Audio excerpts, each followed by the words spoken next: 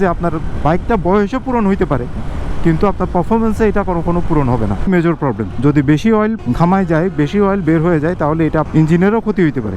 Hello dear viewers, আসসালামু আলাইকুম। This is Mohammad Arif Suleman. Welcome to my channel mass rider. আশা করি আপনারা সবাই ভালো আছেন, আল্লাহর অশেষ মেহেরবানি আমিও ভালো আছি। ডিয়ার ভিউয়ার্স, এই লাস্ট যে ভিডিওটা আমি আপলোড করেছি, নতুন বাইক নেওয়ার পরে যিনি বাইক নিয়েছেন তার কী কী ভুলের কারণে বা কোন বিষয়গুলো না জানার কারণে নতুন বাইকে প্রবলেম দেখা দেয়, ওইটার উপরে আমি একটা ভিডিও আপলোড দিয়েছি। আমি অলরেডি গত ভিডিওর শেষেই বলে দিয়েছিলাম যে আজকে কোন টপিক নিয়ে ভিডিও হবে। আজকের ভিডিওটা হচ্ছে সব কিছু নতুন বাইক নেওয়ার পরে যিনি বাইক কিনেছেন সে প্রপারলি সব কিছু মেনটেন করার পরেও তারপরও নতুন বাইকে কী ধরনের প্রবলেম হইতে পারে সেগুলো নিয়ে আলাপ করব। আপনি সব ধরনের মেনটেন্যান্স করলেন, সব কিছুই আপনি জানেন, তারপরে দেখা যাচ্ছে নতুন বাইকের কিছু না কিছু প্রবলেম ক্রিয়েট হইতে পারে। এই প্রবলেমটা আপনারা পাইতেই পারেন, এটা একদম কমন প্রবলেম নতুন বাইকের। সেটা হচ্ছে ইঞ্জিন অতিরিক্ত গরম হওয়া।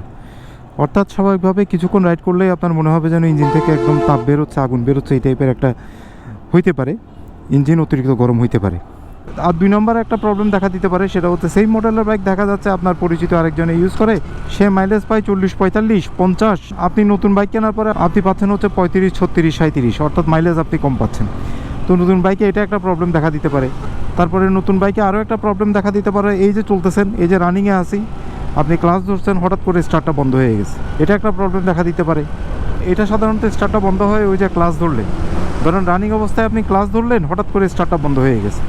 আরেকটা যেটা মেজর প্রবলেম দেখা দিতে পারে নতুন বাইকে, সেটা হচ্ছে এই যে এই জায়গা থেকে, এই যে বাইকের এই যে এই পোর্শনগুলো থেকে, এই যে দেখতেছেন, এই যে এই পোর্শনগুলো থেকে, তারপরে এই যে এই জয়েন্ট থেকে, তারপরে এই যে এই জায়গা থেকে, ঠিক সেম ভাইস ভার্সা এই পাশেও আপনার এই যে এই জায়গা থেকে, এই জায়গা থেকে এদিকে অয়েল লিকেজ হইতে পারে। তারপরে ইঞ্জিন অয়েল ঢোকানোর যে ক্যাপটা আছে, এই যে এই ক্যাপটা, এই ক্যাপের এখান থেকেও অয়েল লিকেজ হইতে পারে। তারপরে লুজ কানেকশনের কারণে অনেক সময় এই যে সুইচগুলোতে প্রবলেম করতে পারে, লাইট পাস ঠিক মতো হচ্ছে না, লাইট ঠিক মতো জ্বলতেছে না, একবারে দিলে ইন্ডিকেটর জ্বলতেছে না, অথবা দেখা যাচ্ছে কি এই যে ক্লাস সুইচ প্রবলেমের কারণে ক্লাস ধরে গিয়ার থাকা অবস্থায় ক্লাস ধরে স্টার্ট দিলে স্টার্ট হচ্ছে না, এরকম কিছু প্রবলেম নতুন বাইকে দেখা দিতে পারে। এই যে আমি যে 2টা প্রবলেম এখন বললাম, এই যে অয়েল লিকেজ হওয়া, তারপরে হচ্ছে এই যে লুজ কানেকশন, এই ধরনের মেজর কোনো প্রবলেম যদি আপনি পান, তাহলে অবশ্যই সাথে সাথে সার্ভিস সেন্টারে চলে যেতে হবে। সার্ভিস সেন্টারে গিয়ে এগুলো ইমিডিয়েট সলভ করতে হবে, কারণ অয়েল লিকেজের যে প্রবলেমটা, এটা কিন্তু মেজর প্রবলেম। যদি বেশি অয়েল ঘামায় যায়, বেশি অয়েল বের হয়ে যায়, তাহলে এটা ইঞ্জিনেরও ক্ষতি হইতে পারে। তো সেজন্য অয়েল লিকেজ জনিত কোনো প্রবলেম এবং লুজ কানেকশন জনিত কোনো প্রবলেম পাইলে আপনারা অবশ্যই সাথে সাথে চলে যাবেন। সাথে সাথে সার্ভিস সেন্টারে গেলে, যেহেতু বাইকটা নতুন ওয়ারেন্টির আওতায় আছে, সেই জন্য এইসব সার্ভিসগুলো আপনারা ফ্রি অফ কস্টে করাই ফেলতে পারবেন, এগুলো সমাধান করে ফেলতে হবে। এই যে এই প্রবলেমগুলো যেগুলো বললাম, এগুলো প্রবলেমগুলো নতুন বাইকে হওয়াটা স্বাভাবিক। ইয়েস, আমি আবারও বলছি, এগুলো নতুন বাইকে হওয়াটা স্বাভাবিক। নতুন বাইকে ইঞ্জিনটা একটু গরম হবে, যেহেতু সে তার লাইফে এই প্রথম রান করতেছে, সেজন্য এটা একটু গরম হবে। টোটাল বাইকের যত মেশিনারিজ পার্টস আছে সবগুলো যেহেতু প্রথমবার রান হচ্ছে, প্রথমবার এখানে ফুয়েল বার্ন হচ্ছে, প্রথমবার এয়ার ফিল্টার ইউজ হচ্ছে, প্রথমবার পিস্টন ঘুরতেছে, তারপরে কম্বাস্টন চেম্বার এগুলো কাজ করতেছে, সেজন্য মাইলেজ একটু কম পাবেন, এটাই স্বাভাবিক। পরবর্তীতে গিয়ে দেখা যায় এই যে ইঞ্জিন গরম হওয়ার সমস্যাটা, তারপরে মাইলেজের যে ইস্যুটা, এগুলো দেখা যাচ্ছে কি 2-3টা সার্ভিস নেওয়ার পরে এগুলো অটোমেটিক্যালি এগুলো ডেভেলপ করে, এগুলো আরও উন্নত হয়। অর্থাৎ আস্তে আস্তে দেখা যাবে আপনি মাইলেজও ভালো পাচ্ছেন, ইঞ্জিনও আগের মতো গরম হচ্ছে না। এগুলো নতুন বাইকে হইতেই পারে, এগুলো নতুন বাইকে হলে ঘাবড়ানোর কিছু নাই।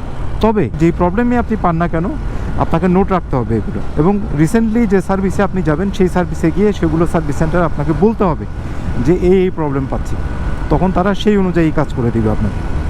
তবে প্রবলেমগুলো নতুন বাইকে পাইলে ঘাবড়ানোর কিছু নাই। সো আমরা 2 ধরনের প্রবলেম পাইলাম নতুন বাইকে, যেটা হইতে পারে। একটা হচ্ছে রেগুলার, এটা হইতেই পারে।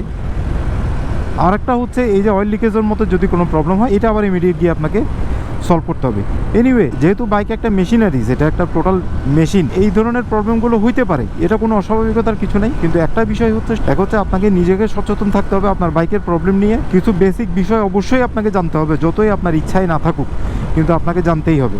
আর এই প্রবলেমগুলো যখনই পান, আপনি অবশ্যই কোনো প্রবলেম জিয়ে রাখবেন না, জিয়ে রাখার মানসিকতা পরিহার করতে হবে, এটার সাথে সাথে সলভ করতে হবে। এইগুলো যদি সব কিছু প্রপারলি মেনটেন করতে পারেন, তাহলে আপনি নিশ্চিন্তে বলতে পারেন যে আপনার বাইকটা বয়সে পূরণ হইতে পারে, কিন্তু আপনার পারফরমেন্সে এটা কোনো পূরণ হবে না।